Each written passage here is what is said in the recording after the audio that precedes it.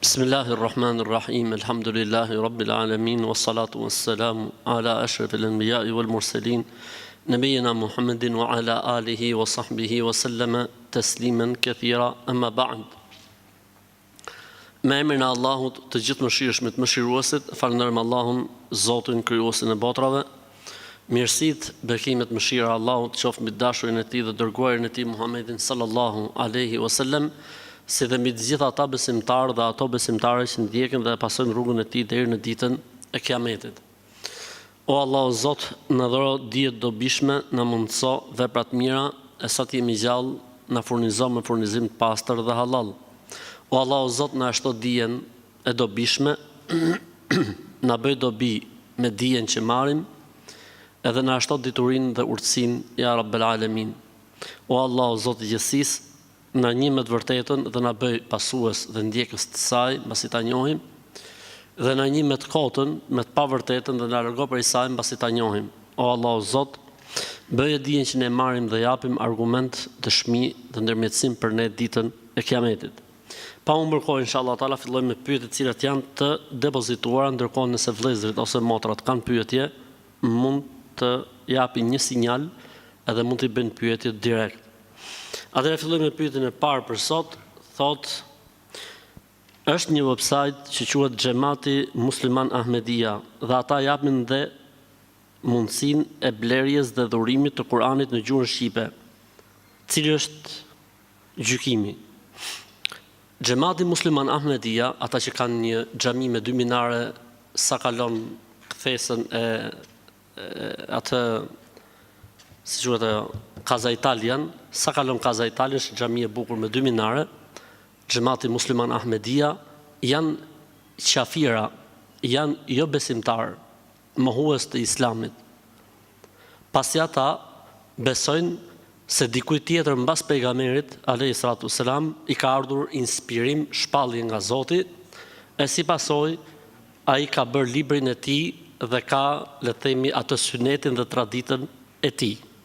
Për këtë arsye, në të gjithë botën islame, pavarësisht dallueshmërisë që mund të kenë në shkollat, në metodologjitë, në mënyrën se si e interpretojnë fenë shkollat islame, nga më ekstremin ekstrem, le të themi, të gjithë unanimisht bien dakord se Xhamati Musliman Ahmedia nuk janë musliman.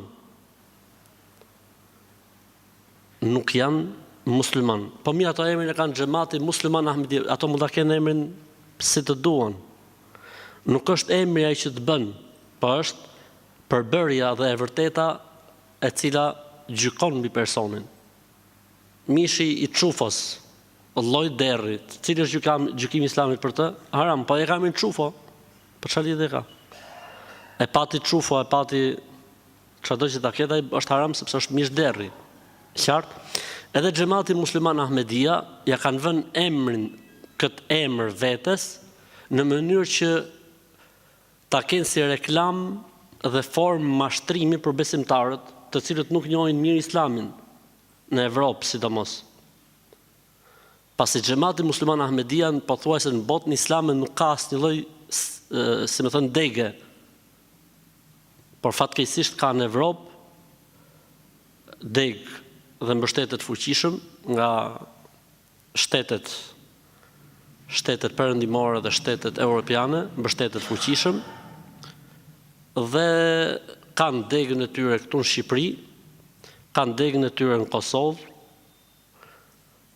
dhe fatkeqësia më e madhe është se, sipas informacioneve që kam, e siç kanë shkruar disa medresant të medreseve të Ballkanit, që ky lloj ndikimi është, Zot na ruaj, edhe tek disa mësues të medreseve. Allahu na ruaj. Për këtë arsye, shkurtimisht, pra për të mos thjesht për ta ditur si kuriozitet, ky lloj sekti i dal nga Islami është futur në Ballkan qysh në vitet 1920 e sa. Studentët e parë që kanë ardhur nga Pakistani, sepse ky sekt andej ka origjinën, një sekt i krijuar nga si më thënë, okupatori anglez që kishte okupuar atë zonë andej, edhe estisën e gatuan, edhe e dini pastaj historinë e të parit të këtij sekti, më kam përmend disa herë. I pari i këtij sekti, Ahmed Qadiani, Ahmed Gulam Qadiani, ka vdek më nerë jush gjithve në banjo, edhe ka vdek me smundjen e malarjes. Edhe e ka zënë mallkimi që ka bërë me një dietar të madh të Islamit të asaj zone, Thanaullah el-Hindi. Ka ndalë mes popullit, mes pazarit, mes tregut dhe kanë thënë: kush është me të vërtetën prej nesh, Zoti t'i japi shnet e ymër, e kush nuk është me të vërtetë, Zoti t'i japi një smundje që ta bëj shembull, smundjen e malarjes. Pasi smundja e malarjes në atë kohë ka qenë tmerr. E ky Ahmed Gulam Qadiani, në krye të vitit, pra kur është mbush viti, i ka rënë smundja e malarjes dhe ka ndruar jetën në banjo. Ky që e majte veten për profet, ky që pretendonte se ishte njëkohësisht Mesia dhe Mehdiu. Pra ky Gulam Ahmed Qadiani besonte dhe predikonte se ishte në të njëjtën kohë Mesia i saj dhe Imam Mehdiu. 2 in 1, 2 në 1, 2 produkte në 1. E Zoti i Madh Fliqi i dha një vdekje të turpshme atij dhe për të qenë mësim për pasuesit e tij, po me sa duket nganjëherë edhe s'bën dobi. Kjo është meseleja.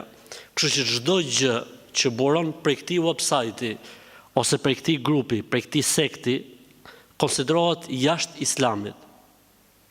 Konsiderohet jashtë Islamit, dhe unë sugjeroj vëllezërve dhe motrave të kenë kujdes, nuk duhet marr asgjë që buron prej tyre. E thash, të gjitha shkollat islamike, të gjitha vendet islame nga si më thonë lindja në perëndim nga veriu në jug, kudo që janë muslimanët në botë, unanimisht e kanë shpallur këtë sekt të pa fe, pra nuk bëhet fjalë për deviacion. Nuk bëhet fjalë për devijim, bëhet fjalë jashtë Islamit, bëhet fjalë jashtë Islamit. Kështu që me pas kujdes. A lejohet të prindi me shti, pra me detyruar ose me imponuar fëmijën e vet që më u përkul në 2 gjunjë kur i kërkon atij falje për gabimin që ka bërë. S'është normale. Nuk është normale. Përse duhet të jetë kërkimi faljes nga fëmia tek prindi me ulje në gjunjë? Që s'është normale. Kërkimi faljes bëhet siç bëhet kërkimi faljes në gjitha rastet. Mballall, gabova, etj. Po jo duke ulur në gjunjë para prindit. Kjo nuk është normale. Kjo nuk është as pak normale dhe në këtë rast mëkati ka lënë tek prindrit që e detyrojnë fëmin për të bërë sjellje të tilla. E dëgjova një hoxh i cili thoshte kush nuk e fal sabahun në xhami e ka epitetin munafik. A është e vërtet kjo gjë, sepse unë bë afërsisht 1 muaj që kam filluar faljen dhe nuk dua që të jemi të tillë. Unë nuk besoj se ka hoxh që e thot këtë fjalë, nuk besoj se ka hoxh që e thot një gjë të tillë, por norma është që falja e sabahut është shumë e rëndësishme, dhe falja e sabahut në xhami është argument i mirë për njeriu, është një lloj, le të themi, xhihadi me nefsin, që njeriu ta falë sabahun në xhami, nuk është gjë e lehtë, pra që njeriu të jetë i rregullt me sabahun në xhami, dhe se falja e sabahut në xhami është një shenjë pozitive që njeriu inshallah taala nuk është për hipokritëve etj, por nuk mund të thuhet që po se falë sabahun në xhami je hipokrit. Këtë se thot kush? Është më e mira, po, është hadithi që thot namazi sabahut është i vështirë për hipokrit etj, po është hadith që nuk merret në vete. Pra ne kemi një rregull në analizën e gjërave në Islam. Nuk na lejohet që ta marrim një tekst edhe ta përgjithsojmë. Teksti synon inkurajimin dhe dekurajimin. Tekstet inkurajuese dhe dekurajuese në Islam nuk lejohet me i marr shablon. Nuk lejohet me i marr në vete, po shifen edhe tekstet e tjera dhe dilet me kuptim. Kështu që hadithi i cili thot Për shembull, namazi i sabaut është i vështirë për munafikët, nën kupton që duhet me nxit, duhet me inkuraju etj. Po jo që kush se fal sabahun në xhami duhet me i vënë epitetin munafik. Kjo nuk lejohet në Islam.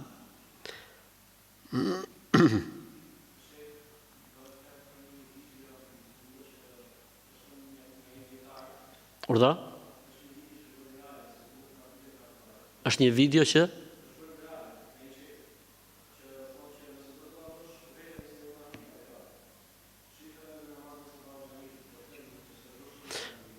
është një video thotë që është bërë virale ku dikush thotë që nëse do me dallu veten të atë e munafik apo jo, shife veten a e fal sabahun në xhami apo jo. Këto videot e para këta që flasin nuk janë pejgamber, shqyr Zotit. E dyta gjë, videot inkurajuese dhe dekurajuese nuk janë argument. Pra po të më gjësh ti mua, për shembull, Ahmedin, kur flet për lëndsin e namazit, ti mendon se unë them se ai që se fal namaz është qafir. Ai që rëndë të trajtoj si çështje me kuptimin i jap rëndësinë maksimale. Ama po të mbyzësh, cili është gjykimi i Islamit për atë që s'fal fare namaz? Them, a e mohon? Jo, musliman gjunafçar. Ama kur flasun për lëndsin e namazit nuk flas fare në këtë gjuhë. Kur nxis për namaz nuk flas fare në këtë gjuhë. Se po ti thush popullit gjë, duhet me fal namaz, në fund fare thotë gjë, sa ai që s'fal namaz është musliman gjunafçar, mirë që e ka punë. Pra nuk trajtohet, pra asnjëherë. Po ky është problemi i informacionit shpejt. Njerëzit e kanë shumë qejf informacionin e shpejt, kapen me gjërat shumë të shkurtra, njerëzit nuk kanë kohë të rinë gjatë me i pa gjonat, me analizuar gjonat.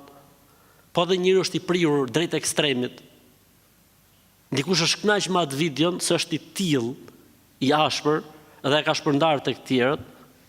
Dikush tjetër shpërndan diçka tjetër e cila e liron fare muhabetin, e çon në ekstrem të lirimit. Kështu që kjo çështje nuk mund të jetë argument, pra, edhe nëse ka video të tilla, këto video janë video inkurajuese dhe nuk janë video, domethënë që nxjerrin gjykim fetar. Për shembull, thotë pejgamberi alayhis salatu selam në një hadith sakt se kush e bën këtë gjë është banor i xhenetit. Po mirë, për shembull, po s'fali namaz ky. Jo, po është hadith që thot banori i xhenetit, kush e bën këtë gjë është banori i xhenetit. Po mirë, unë kam një pyetje, ky e bën këtë gjë, po nuk fal namaz. Ose thot një hadith tjetër, kush e bën këtë gjë është banori i xhenemit. Po mirë, ky njeriu nëse është banori i xhenemit është me 5 vakte, me Ramazan, shkon haxh, shkon umre, rrin i fal gjitha namazet në xhami. Tani vetëm se bën këtë gjë shkon në xhenem? Feja nuk është kështu. Feja nuk është kështu. Si është feja? Feja merr në analizë gjitha argumentet dhe dilet me përfundimin. Unë punoj thot me programim dhe ndot që harroj kur jam duke punuar, çohem të falem në kohë, po përsëri atëherë unë thot punoj në programim dhe ndot që harroj kur jam duke punuar të çohem të falem me kohë përsëri dhe fal namazin më vonë. E rëndësishme është që ta falësh namazin në kohë. E rëndësishme është që të falet namazin në kohë. Kjo është e rëndësishme. Po pse nuk e fal sa ka hyrë koha, nuk ka asnjë problemi. Si mund ta pastroj kokën nga mendimet në namaz, ndodh që mbin disa mendime shumë të kota gjatë namazit. Shejtani luftën më të madhe ndaj njeriu të ka ku në namazin e tij. Për këtë arsye tha Zoti në Kur'an, "Fawailul lil musallin alladhina hum an salatihim sahun." Mirë për ata të cilët kur falen janë të pavëmendshëm. Pra që do të thotë të jesh i vëmendshëm gjatë namazit nuk është e lehtë. Ka shejtan të krijuar apostafat që njeriu domethënë të jetë i hutuar në namazin e tij. Ka shejtan që janë krijuar apostafat për këtë punë. Pra që njeriu të jetë i hutuar dhe i pavëmendshëm në namaz. Kështu që nga këto mendime nuk shpëton dot. Por duhet që sa të vinë këto mendimet ti luftosh, ti largosh. Ama që të shpëtosh nuk ka shpëtim. Për këtë arsye ka një hadith shumë bukur që thot hadithi i faljes së 2 rekatshit mas pastrimit. Tha pejgamberi sallallahu alajhi wasallam, hadithin e Humranit, cilin e transmeton Uthmani radhiyallahu anhu, i cili tregon se pejgamberi sa ka thënë, kush merr abdes si ky abdesi dhe mori abdesin. Si e mori abdesin? Lau durët 3 herë, lau hunën dhe gojën 3 herë, lau fytyrën 3 herë, lau durët deri mas brylit 3 herë, edhe dorën tjetër deri mas brylit 3 herë, i dha mes kokës vajti ardhje dhe veshët 1 herë, lau kom në djatë deri sipër nyjes 3 herë, kom në majt deri sipër nyjes 3 herë, dhe pastaj tha: Men tawadda nahwa wudu'i hadha, kush merr abdes si ky abdesi im, thumma salla rak'atayn, pastaj fal 2 rekat namaz, la yuhaddithu fihi ma nafsa, nuk shpërqendrohet dhe nuk flet me veten e tij. Po mirë, si ka mundsi njeriu mos flasë kur i vin menimet, i bllokon. I bllokon. Ka aftësi, Allahu xhallahu ka dhënë fuqinë njeriu që mendimet i bllokojë. Ti, si themin e ti shfuqizoj ose ti anashkaloj. Ka fuqinë njeriu. Po çfarë ndodh me njeriu? I vin menimet dhe ky futet me menimin e vazhdon muhabetin. Pse? Se t'ishte e pamundur një gjë e tillë nuk na mësoi te pejgamberi alsam me eduku veten tonë me qenë të tillë. Po është e mundur. Është e mundur. Se t'ishte e pamundur, kur nuk do të na thoshte pejgamberi alsam që ne të bëjmë diçka që është e pamundur. E para, e dyta, Zoti thotë në Kur'an, Allahu nuk e ngarkon njeriu jashtë mundësive të tij. Pra kjo gjë që ka thënë pejgamberi alsam është e arritshme. Dhe ne gjithsecili për ne është dëshmitar. Kur ne jemi shumë të kthjellët, kemi aftësinë, pra na ka dhënë Zoti aftësinë që këto mendime t'i largojmë më njëherë, t'i shfuqizojmë. Kur ne nuk kemi të vëmendshëm, kur ne nuk e kemi mendjen, mendimet e ecin deri në fund namazit. Si historia e atij burrit i cili kur gaboi një herë imami për namaz yacie dhe fali 3 rekat dhe dha selam, ishte njëri që ngulte kom thotë hoshtë dhe ke fal 3. Dhe xhamati asnjë s'fliste përveç këtij personi. Imami thoshte 4, xhamati 4. Një person thoshte 3. Dhe ngulte këm që gjallë në botë se tërhiqej. O i tha ky, po pse tha e ka që sigur, tha kam 4 dyqane, tha.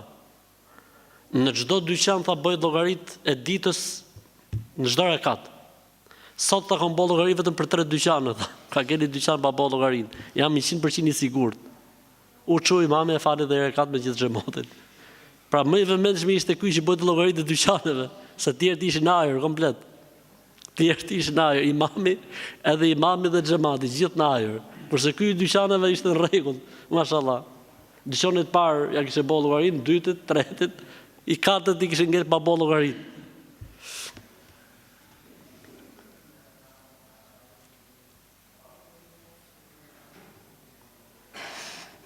Kemi gjetur edhe të shkruar, edhe kemi lexuar në rrjetet sociale, po edhe e kemi parë që numri 13 është numër tersi. A është e vërtetë, a ka të bëjë kjo me Islamin apo jo, ose çfarë thotë Islami rreth kësaj teme?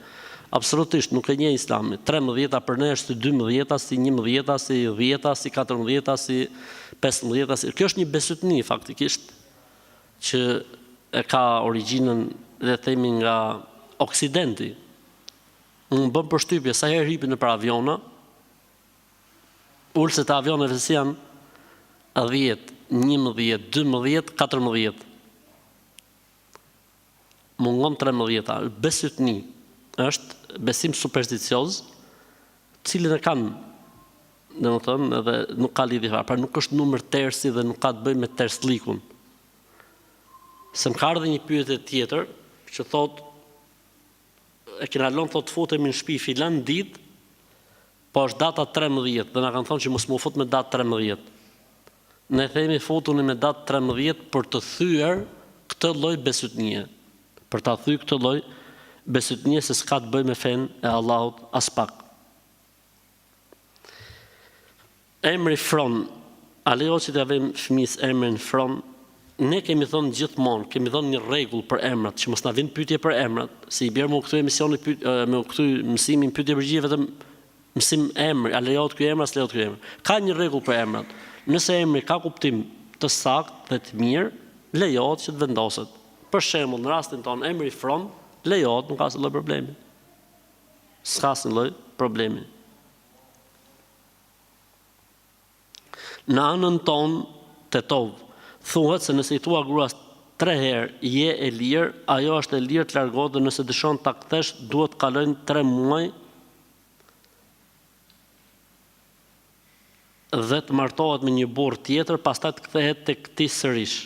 A ka bazë fetare kjo gjë?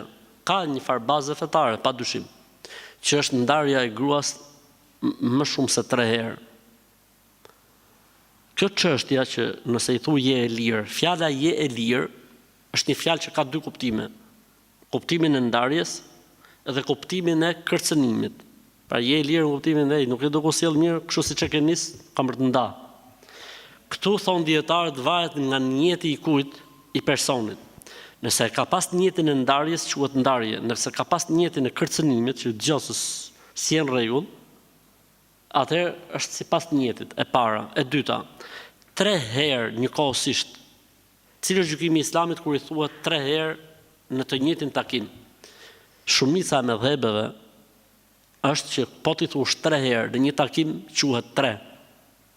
Ndërkohë që ka një mendim tjetër, po pra brenda mëdhëbeve, që është dhe mendimi më i saktë, që 3 herë në një takim quhet 1. 3 herë në një takim quhet 1. Kështu që nëse i thot 3 herë në një takim, pra në një rast, 3 herë në një rast, atëherë quhet 1, duhet pritet 3 pastrime, pra afërsisht 3 muaj, dhe burri ka të drejtë ta rikthejë fjalën e vet. Nëse e rikthen, ajo është gruaja e tij. Nëse kalon pastaj 3 pastrime dhe akoma ky nuk e ka rikthuar, nuk e ka rikthyer, prishet nikahu dhe këta të dy mund të kthehen me nikah të ri. Nëse kjo ngjarje përsëritet edhe një herë tjetër, atëherë është kjo që thuhet këtu në pyetje. S'mund ta kthej burri më gruan e tij nëse e divorcon më shumë se 3 herë, ama divorc i saktë. Se ka njerëz që e bëjnë divorcin, por nuk është divorc i saktë. Për shembull, divorci jo i saktë është që ta divorcosh gruan në kohën e të përmuajshmeve. Nëse divorcohet gruaja në kohën e të përmuajshmeve, ka 2 mendime. Një mendim thotë quhet, mendimi tjetër thotë s'quhet, dhe ky është mendimi më i saktë.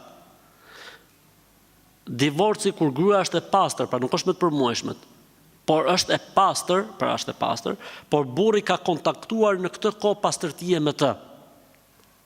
Edhe ky quhet bidat, talaku bidat më fjalë që i thonë, dhe këtu ka 2 mendime. Quhet apo s'quhet? Mendimi i saktë është që s'quhet.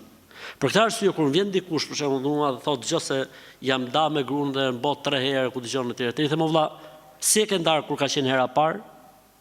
Si e ke ndarë kur ka qenë hera dytë? Si e ke ndarë kur ka qenë hera tretë? Se ndoshta ti ke bërë një lloj divorci, talaku, që nuk quhet faktikisht në shariat. Pavarësisht se ti i ke bërë gjitha. Pra, duhet me pyet, edhe mos me, sepse dija mbi divorcin nuk është një dije si puna dijes namazit, apo si dijes abdesit, apo si dijes pastrimit. Është një dije që ka nevojë për të pyet. Pra nuk është si dijet agjërimi Ramazanit, dijet kur hyn, kur del, çfarë prish. Dija mbi divorcin është dije më pak e përhapur. Për këtë arsye duhet me pyet. Kjo është ideja, duhet me pyet, jo si ata që thanë s'bën më bë pyetje përgjigje në Islam. A duhet ndërhyjë nuset tek përkujdesja e burrit për prindërit e tij nga ana materiale, ndërkohë që asaj nuk i mungon asgjë për vete dhe për fëmijët? Jo, nuk duhet ndërhyjë. S'ka të drejtë.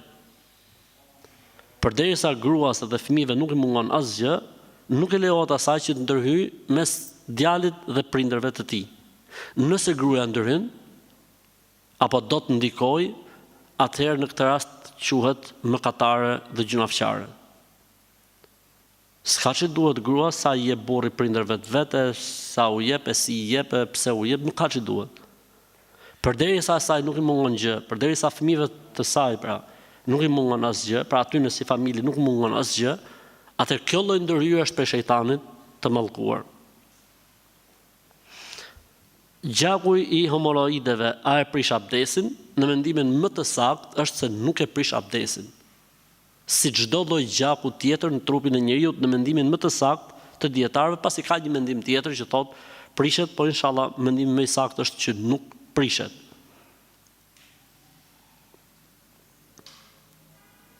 Si duhet veprojmë kur djali me të cilin po kaloj me të, thotë se nëse mbulohesh do të ndahemi. Gjithashtu ai kërkon që ne të bëjmë marrëdhënie seksuale pa bërë nikahun.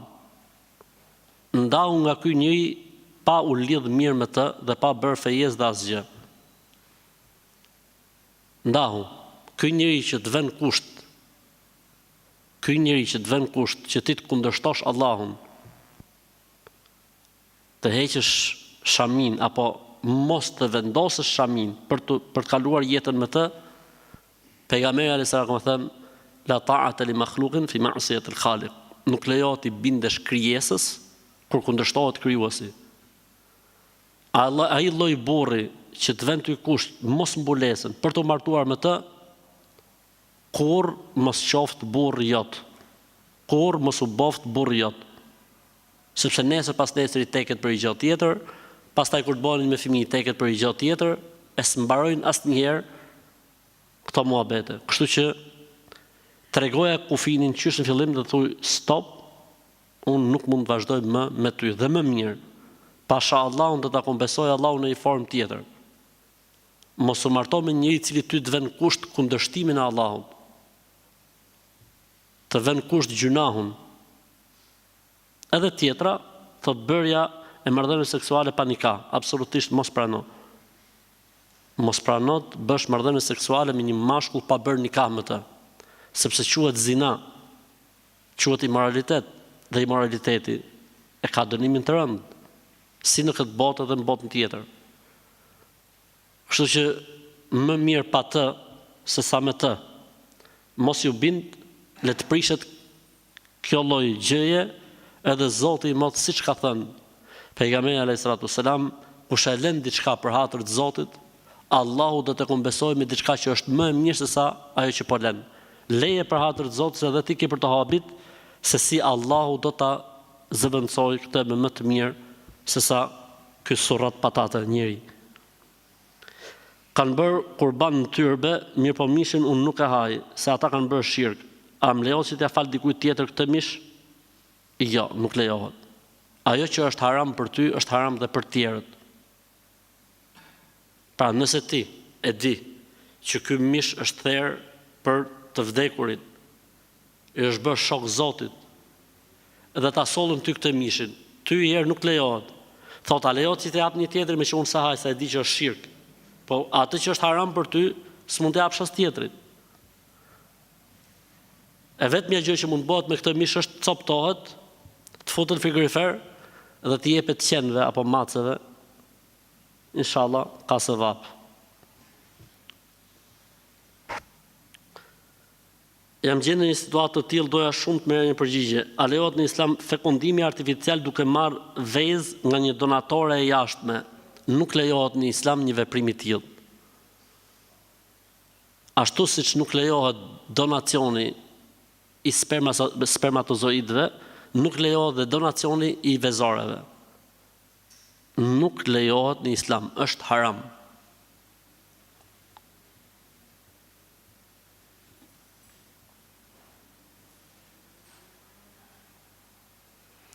Baba i vajzës pas fejesës më pyet vazhdimisht, a ke bërë marrëdhënie seksuale me vajzën time dhe nuk na lën që të dalim, nuk na respekton si familje, na ofendon. Ndërkohë që vajza është bërë si ai dhe thot, unë bëj çfarë të dua, dhe po të më kishe dashur e kishe marrë babën me të mirë. Pa ashtu vajza më ngren zërin dhe shikon veten sepse shikon veten shumë më lart se sa ne, nga që punon në shërbimet sekrete. Dhe thot, unë dua të eci dhe të bëj karrierë. Inshallah s'po na arrestojnë mas përgjigjes. Ndërkohë që ne i respektuam shumë, dërsa baba i vajzës na ofendoi mu, babin, dhe ka një muaj që nuk shihem vajzën, tentoj ta kontaktoj, thot, nuk kam kohë të merrem me ty. Po ik më leje këtë lloj specie. Ç'do më këtë lloj nusje?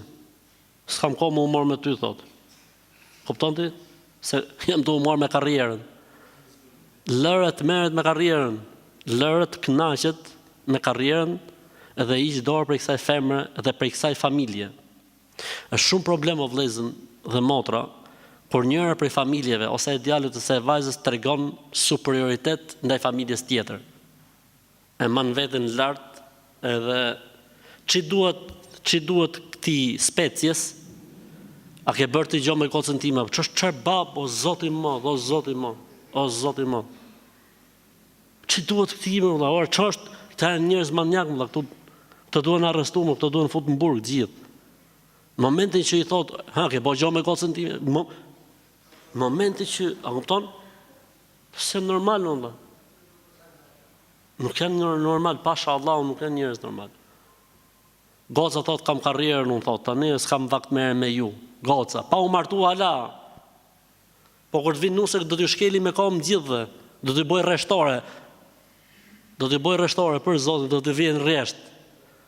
Gati tu, ti shofsh gjithë tu rreshtu para nusës. Sepse ka bërë karrierë, punon në shërbimet sekrete. Është në pozicion shumë të lartë. Po hiqme inshallah vdes beqar.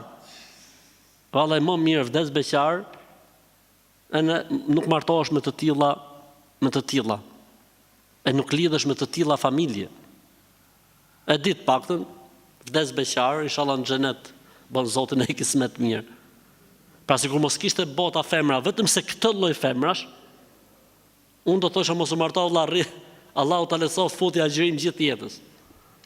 Jo më që ndërkohë që ka femra shumë të mira dhe familje shumë të mira, që nuk kanë kështu skizofrenish.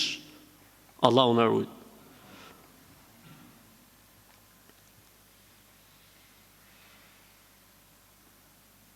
Një shoqja ime ka një hall dhe i duhet një sqarim. Hajde, ta shohim.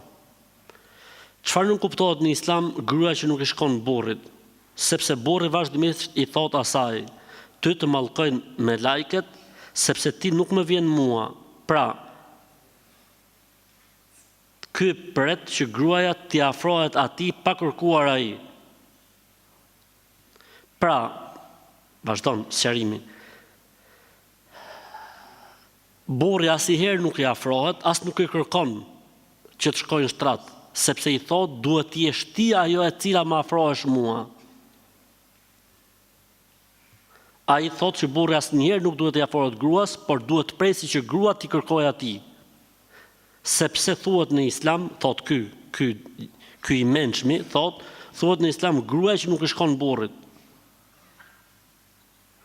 E potencoj, pra që ka nga Kosova, më duket pyetja ose pyetja, burri as për qafim nuk i jep se thot pret ai t'i afrohet asaj, ajo t'i afrohet atij dhe jo ky. Këta janë njerëz të smur mendor.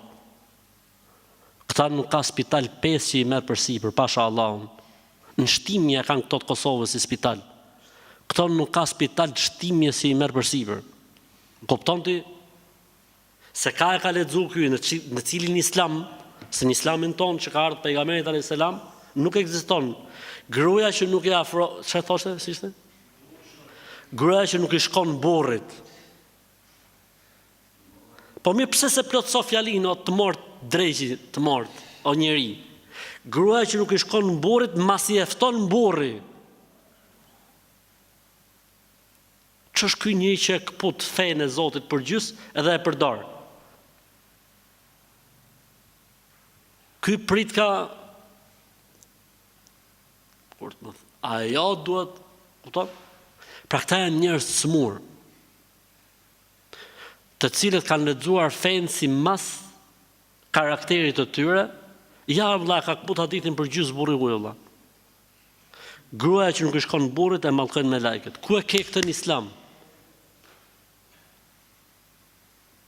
Pra këta janë të smur, njerëz me shumë probleme të mëdha, skizofrenie, çmendurie, e ku dëgjon e tjerë. Edhe ta interpreton vllai fen, thu që ky është në të vërtetën. Ndërkohë që pasha Allahun është xhahil, ignorant. Minimale që duhet bënte ky person do ishte të pyeste, ora cili është gjykimi në Islam. Or zotni ti po martohesh. Pyetër burri dhe si funksionojnë këto gjëra. Pyet. Çfarë thot Islami, si thot Islami? Çfarë detyrash kam, çfarë detyrash kanë ato ndaj meje, çfarë drejtash kam, çfarë drejtash kanë ato ndaj meje. Si bën njeriu, domethënë, subhanallahu. Nuk ka gjë më të keqe se sa përdorimi i fesë nga njerëz që kanë karaktere dhe probleme mendore. Nuk ka gjë më të rëndë dhe më të keqe. Unë kam treguar rastin atij personit juve, që hyte ndaja gruz dhe thotë e ke haram më nda prej meje se s'futesh në xhenet. Gruaja e bën me vula në gjithë trupin. To rraf rregullisht dhe ky thotë po ndave haram në xhenetin se ka thonë pejgamberi sallallahu alajhi wasallam, ai gruaj që ndahet ka haram, e kupton? Njerëz të smur mendor, është haram ngushtimi i stomakut, lukthit, për ata që më të vërtetë kanë të nevojshme për humbje peshe. Sepse unë kam ndonjë problem tjetër që e kam mëlçin dhe amosur. Jo, nuk është haram. Halal është, amon vetëm do psouni. Lejohet, nuk ka asnjë problemi. Më herët të na thoshin kur të hanë bukë duhet më një herë me i fshi troshat, se kajnë me lajket, se qajnë me lajket. Pra, kene thoshin thotë që masi të hahet buka duhet me i fshi më një herë thërrimet, për ndryshe qajnë me lajket.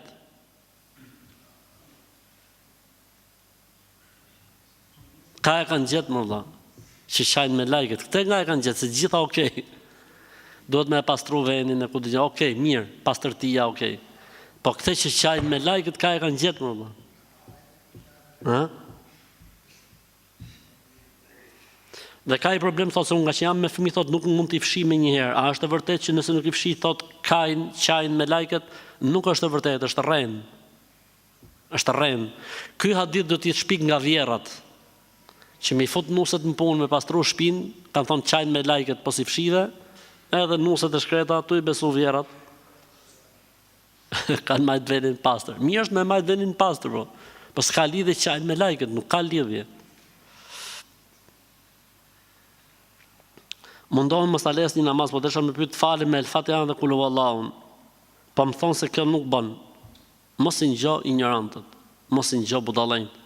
Je në rregull, elhamdulillah, fal namaz, je në rregull. Bashorti im është një proces dokumentacioni dhe nuk mund të udhtoj. Tani babai i tij, i cili jeton në Shqipëri, është diagnostifikuar me një sëmundje të rëndë dhe bashorti im thotë që do të lejë gjithçka që kemi ngritur deri tani atje dhe do të kthehet në vendlindje për të përshëndet babain. Dhe më thot mua që do të vit jetojmë në Shqipëri, po unë nuk kam dëshira as pak. Ti motra ime futi i tas lall. Merri tas të madh lalle, hidhi pak krip, leje në frigorifer, e sa herë të mërzitesh për këtij muhabeti, futi i tas lall, themi ne. Këtij burrit bravo i qoftë, duhet vike prindërit e vet, duhet i bëj zmet prindërve të vet, që e ka danoç burr, që e ka tamam musliman i mirë, besimtar i vërtet. O dojgjën letrat, u poqën letrat, u përcëllosën letrat, u tymosën letrat, baba është më e rëndësishëm se gjithçka tjetër. Që këtij halal i qoftë, ti që mërzitesh, ta dhash recetën. I tas lall, boj me pak ujë, çik krip, pak fare krip, lërë në frigorifer, edhe pije sa herë vi menimi që mërzitesh. Kur të marroj ky tas i lalltës, futi tas lalltë tjetër, edhe ke për të rregullu, s'ke për të pas më probleme.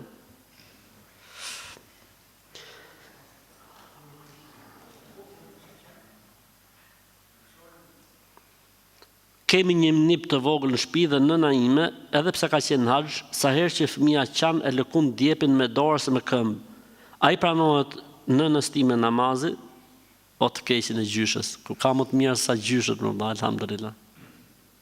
Omëlsin, kjo është gjyshja omëlsin. Tu fal namaz, qa bebi, ajo e tun. Këto tani teleshikusit, menojnë valli, prishet namazi gjyshës, jo me e kap këto, me e tun këto. Po shofin, tani diskutojnë, a i prishet gjyshës namazi, apo jo? Se me e kap këto, me e tun këto, jo. A i prishet gjyshës, nuk i prishet gjyshës namazi, as nonës nuk i prishet namazi, nëse e tun fëmin. Se thot, ka i herë thot e tun me dorë, nga një herë e tun me kam. Nona heroike, gjyshe heroike. Nuk prishet namazi, Allahu i rrit nona tona, e i mshiroft atë që nuk e në gjallë.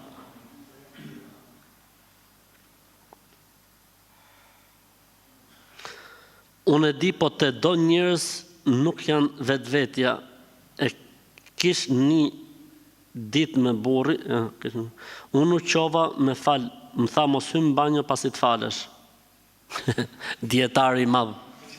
dietari i madh i Islamit i ka thonë grus, mos hyn banjë pasi të falësh. Po çfarë të bëj për shembull kjo? Të plasi, se s'bon mu fut në banjë pasi të falësh. Kupton ti çfarë? Ti thuj ke drejtë dhe vazhdo punën. Mos e vrit me ke drejtë, e di që ke drejtë burr, e në vazhdo punën. Namazin me pantallona të shkurta deri në gjunjë, bën apo nuk bën? Nëse mbulohet gjuri, kupa. Nëse mbulohet, namazi është i saktë. Nëse kupa nuk mbulohet, namazi nuk është i saktë.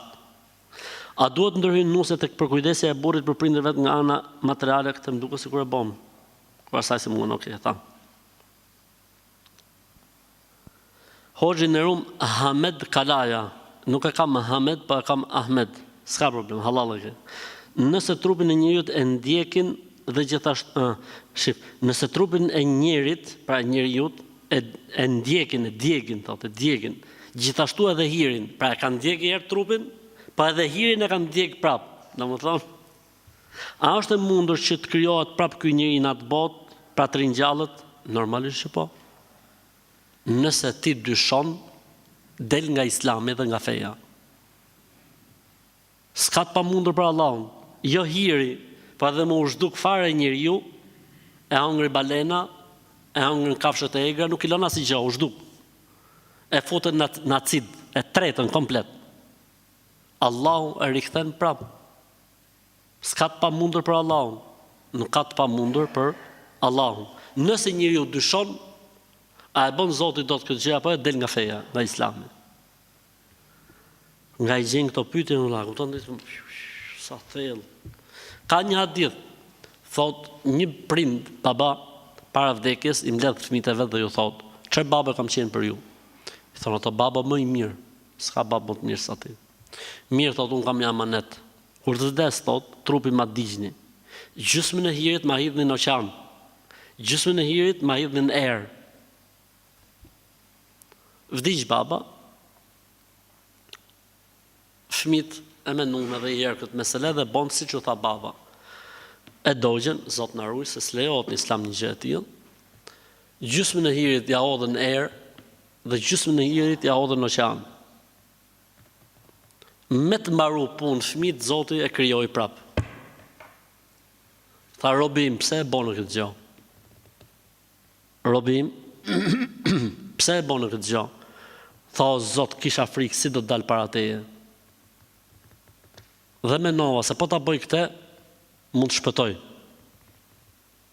E Allahu e fali, sa ishte i paditur dhe ignorant.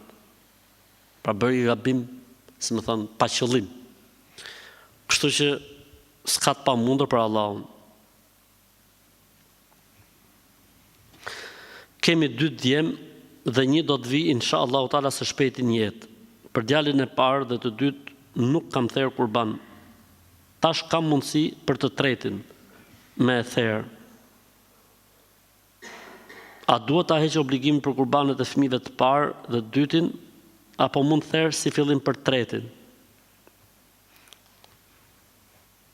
Po bëj kurban për këtë tretin, ditën e 7, 2 kurbane me qiqeka çun, edhe për ato të tjerët pastaj avash avash kur ti kesh mundësitë.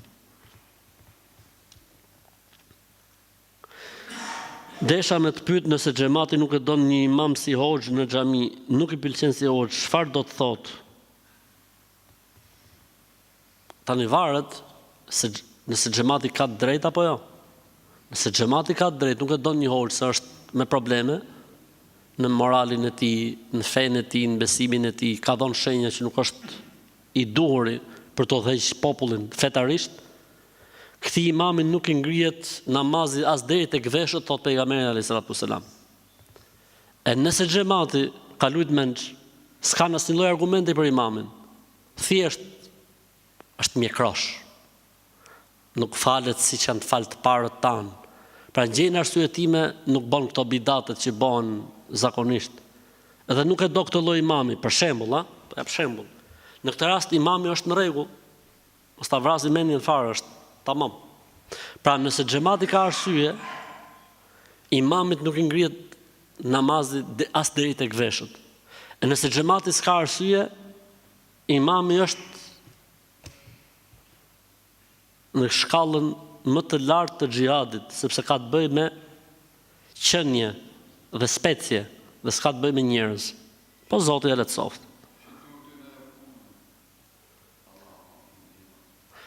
Një afërmim 33 vjeç po kërkon të martohet, po s'po i del fati, 33 që e ka ky.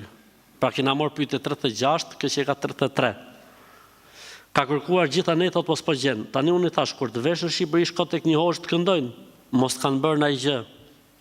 E ky kishte shkuar ke hoxha i kishte kënduar dhe i kishte thënë të therte një pul të zezë. Ky pas shku ke shejtani, nuk pas shku ke hoxha. Ai hoxh që thot theri pul të zezë është shejtan, insan. Drejt hoxhe. Ka shumë prej këtyre që hiqen si hoxhallar, po s'janë hoxhallar. Në momentin që hoxha kërkon prej pacientit diçka që s'ekziston në fen ton, do të thotë se është bashkëpunëtor me xhinët dhe me shejtan. Erdhi dikush, s'po më çelët fati, ku thonë iknon Kur'an, ajetet e magjisë, ajetet e mësyshit, ajetet e smirës. Nëse njeriu reagon diku, do të thotë se ka diçka, nëse se reagon, selam aleikum, aleikum selam, fal namaz natë o shok. Fal namaz natë, lexo Kur'an, bëj dhikr, bëj dua Allahut. Jo therr pul të zezë. Fjala e hoxhës, therr pul të zezë do të thotë që nuk është hoxh. Është bashkëpunëtor i shejtanëve, bashkëpunëtor i xhinëve. Prandaj larg këtyre njerëzve. Mirë është që këta me i denoncu. Thosh, bësh një deklarat, një video. Isha sot ke filan hoxh, edhe ky hoxha më tha që duhet therr një pul të zezë. Po a them këtë gjë që të keni kujdes, mos shkoni mo te ky hoxh se që e ka nona e drejtit. Këta njerëz duhen denoncuar. Çfarë ndodh me njerëzit? Ndodh kjo gjë e vuna në shpirt, edhe i kanë, jo më jo duhet denoncuar. Kush është rasti? Cili është ai hoxh? Se ndoshta institucioni merr masa, po patën frikë Zotit dhe morin vesh një imam i thot njerëzve që therin pula të zeza, institucioni po pat frikë Zotin, me njëherë heq nga hoxhliku. Se vetëm hoxh nuk mund të jetë ky person. Çdo gjë mund të jetë përveç hoxhlikut. Desha me të pyet, hoxha Nes Mata a është për rukje tamam apo jo? Absolutisht tamam e më shumë se tamami. Hoxha Nes Mata është për hoxhallarëve të njohur që bëjnë rukje për një kohë të gjatë, edhe vepron sipas Kuranit edhe Sunetit. Pa dyshim që është prej hoxhallarëve të mirë, madje shumë të mirë, thirrës në Islam, punëtor për Islamin, merret me davetin, kështu që e duan fort dhe na don fort, kështu që është për hoxhallarëve të mirë, kështu që jeni okay nëse shkoni tek ai për hallet dhe sikletet tuaja. Nuk e di thot a kanë bërë mirë apo jo, para 10 ditësh kanë bërë operacion syrin dhe kanë bërë trapianto della coronea. Quhet këtu në Itali, domethënë është një koronea e syrit që ma kanë zëvendësuar nga koronea e një personi i cili ka ndruar jetë. Është halal? Halal është. Në rregull je inshallah taala, stresi zero. Gruaja ime vuan nga tiroidet dhe disa probleme të tjera në stomak. Këtë vit është shumë e dobët. Çdo vit ka agjëruar, por këto kohë ka agjëruar ditët e munguara të Ramazanit, por nuk ndihet mirë kur agjëron, skuqet krejt në fytyrë. A duhet ta agjëroj këtë Ramazan? Me sa duket është një pyetje e vjetër. Po duhet ta agjëroj, po me i kusht të kurohet nga tiroidet. Nuk është një filozofi e madhe, nuk është një zbulim i shekullit 22 tiroidet. Mori ilaçet që kur ta agjëroj mos të fryhet. Nëse një çift është në proces divorci, çfarë ju takon sipas Islamit të palëve dhe lejohet njërit nga prindërvet të mbjellë urrëtie për prindin tjetër apo të shpifi për të pateklif dhe çfarë i takon nga pasuria e burrit?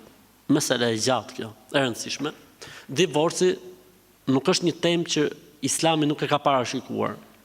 Divorci është zgjidhja atëherë kur mbarojnë gjitha zgjidhjet. Dhe Allahu xhelel xhelalu i ka dhënë gjithë secilit hakun, çfarë i takon burrit dhe çfarë i takon gruas. Si është puna e fëmijëve, si është puna kush ka përgjegjësinë etj etj. Në Islam burri obligohet që të kujdeset për fëmijët, për sa i përket strehimit, shpenzimeve, ushqimit, arsimit, shëndetësisë, gjitha nevojave që kanë fëmijët.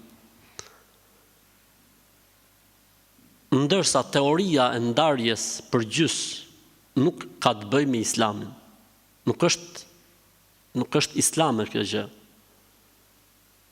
Që ndahet çdo gjë për gjys, nuk ka të bëjë me Islamin. Dhe unë çuditem se si njerëz që besojnë në Islamin si feja e vërtet e Allahu xhalla xhelaluhu dhe besojnë në rregullat e Islamit, dhe kur vjen puna në interesin e tyre e harrojnë këtë rregull të Islamit dhe shkojnë dhe kërkojnë gjysmën e pasunisë. Në Islam kjo nuk ekziston. Po ekziston që burri, babai, duhet përgjigjet për çfarë? Për shtrehim. Duhet përgjigjet për ushqim, për harxhimet, për arsimimin, për shkollimin, për edukimin, për shëndetin, për gjitha obligohet kush? Babai. E ka për detyrë, ka për obligim. Po nuk ka për gjysmim të pasurive. Nëse ai do më i dhonë hyrje se ka shumë hyrje, Zoti është përbleft. E lën emër të fëmijëve, nuk ka asnjë lloj problemi. Amo që ti thosh ti ma jep ligji, ti tani a beson te Allahu apo beson tek taguti? Ndaje muhabetin. Nëse beson te Allahu, ec me ligjit e Allahut. Nëse beson tek taguti, vazhdo me tagutin, pastaj është muhabet tjetër, s'ka hoç që e merr përsipër situatën tate. Dhe i lejohet njërit për prindërve të mbjellë urrëtie për prindin, absolutisht nuk ka gjuna më të madh vëllezër dhe motra se sa në momentet e ndarjes apo mas ndarjes njëri për prindërve të mbjellë urrëtie tek fëmia për prindin tjetër. A themi ne në Islam që mbas shirkut, mëkati më i madh kush është mbas shirkut? Mos respektimi i prindërve. Nëse njëri prej prindërve bëhet sebeb që fëmijët mos të respektojnë prindin tjetër, qoftë babai duke thurr intriga dhe urrëtie ndaj nënës, apo nëna duke thurur intriga dhe urrëtie kundër babait, do të thotë se po bëjnë punën e kujt? Punën e drejqit. Dhe po i çojnë fëmijët e tyre për të bërë mëkatin më të madh që ekziston në Islam mbas idhujtarisë. Dhe shpifje thot pa teklif. Jo më vëlla, nuk lejohet. Shpifja nuk lejohet asnjëherë. E jo më kur bëhet fjalë për në familje dhe kur bëhet fjalë për manipulimin e fëmijëve. Unë nuk e di se si këta njerëz do dalin përpara Zotit, vallahi billahi, për Zotin. Çfarë do i thonë Allahut? Çfarë do i thonë Allahut? Shpifa se kisha inat filanin. Trillova se kisha inat filan, çfarë drejte? E vërteta është e vërtet, haku është hak. Edhe me kaq duhet mbaroj puna, pse duhet trille, pse duhet ketë trill, pse duhet ketë shpifje, pse duhet ketë urrëtie. Subhanallah. Allahu le të soft.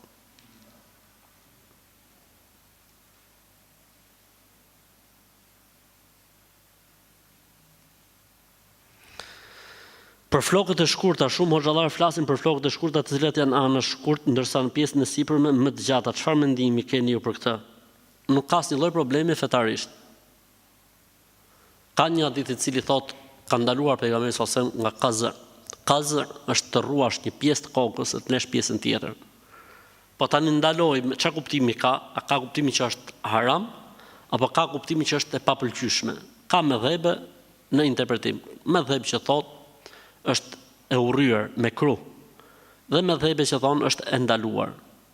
Kjo bëhet o vëllezër atëherë kur dallimi është i qartë dhe i dukshëm. Pra një pjesë e kokës rruhet me brisk dhe pjesa tjetër me flokë të gjata që dallohet. E nëse është diferenca e vogël e pa dallueshme, atëherë nuk përbën asnjë lloj problemi.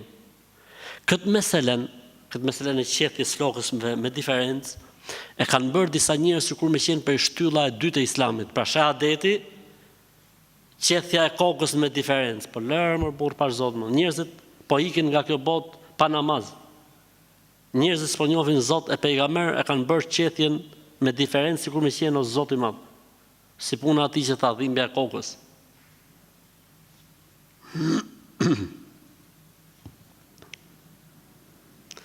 Jetoj në Itali dhe kam 3 fëmijë të parë, një fëmijë e kam djalë dhe tani është 31 vjeç. Ka ardhur në Itali kur ishte vetëm 1 vjeç. Është i martuar me një vajzë shqiptare të veshur, pra të mbuluar, të veshur të mbuluar.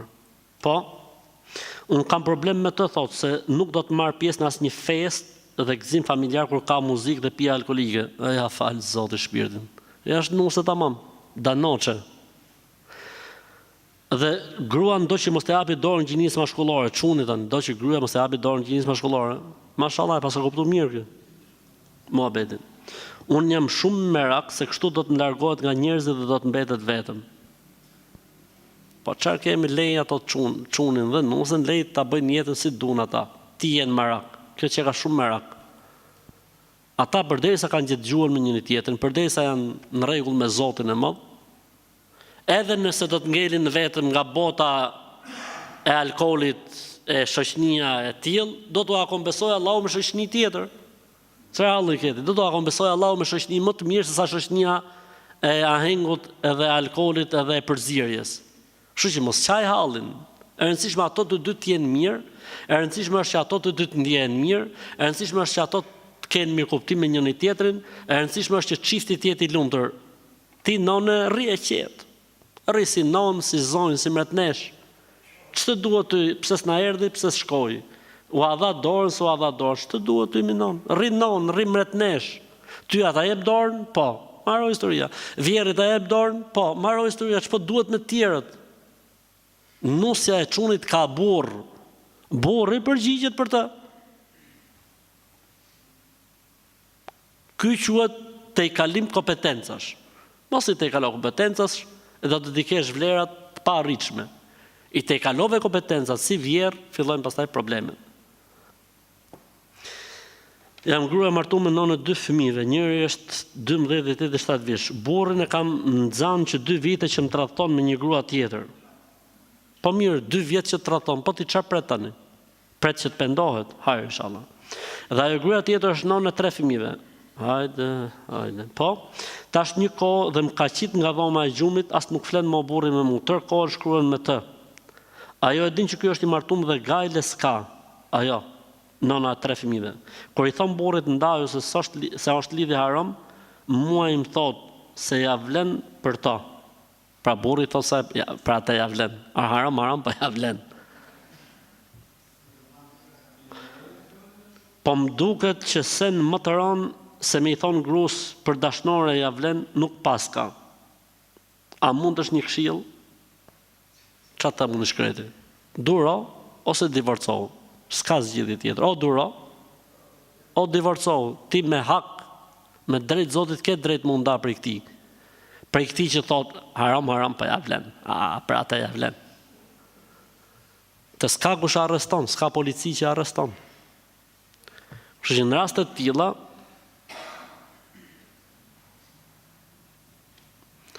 unë do të sugjeroja për shembull që të lidhet me prindrit, vëllezërit e burrit, me prindrit e vet.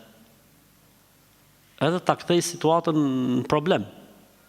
Sepse është me të vërtetë shumë e rëndë, është me të vërtetë shumë e rëndë një gjë e tillë. E rëndësishme fetarisht në këtë lloj situate, me këtë lloj gjallëse njeri dhe këtë lloj specie mashkulli, lejohet më u divorcu.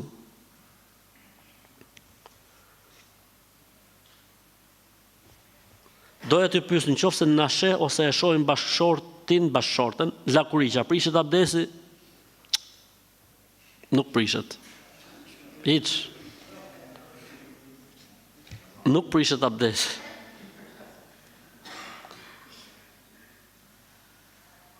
Unë në shtëpi maj foton e vjerit e të babait i kam varë në mur.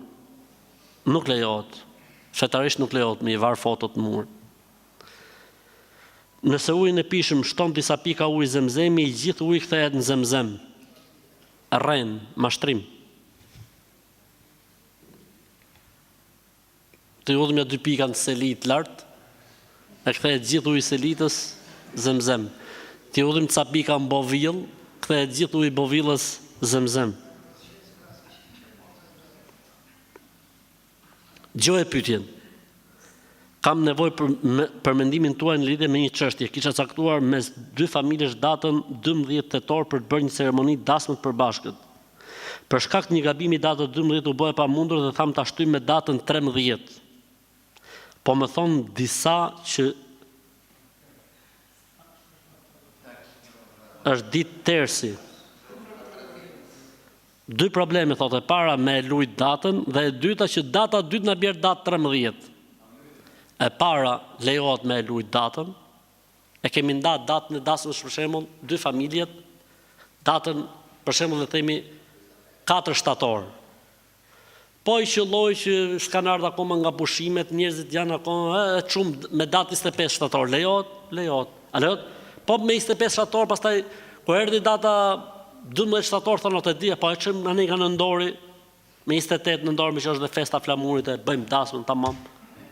Edhe ndryshon datën për herë tretë. Lejohet, s'ka problem. Fetarisht. Po e thotë se tani, jo vetëm që duhet me ndryshu datën, po i ka qellu data re 13. Asi problem s'ka fetarisht.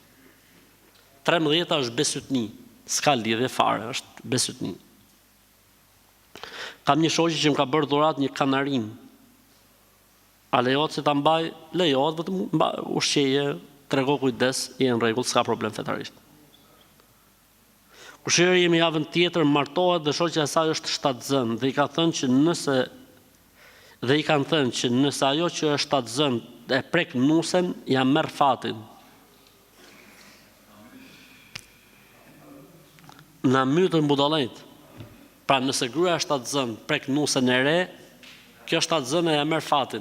Apo nusja e re i merr fatin shtatzënës. Për Allah me mbret. Si mund ta përdorë ujin zemzem dhe ku mund të gjej ujë zemzem pa hile? Sepse thot kemi shumë grindje në shtëpi dhe shumë borxhe.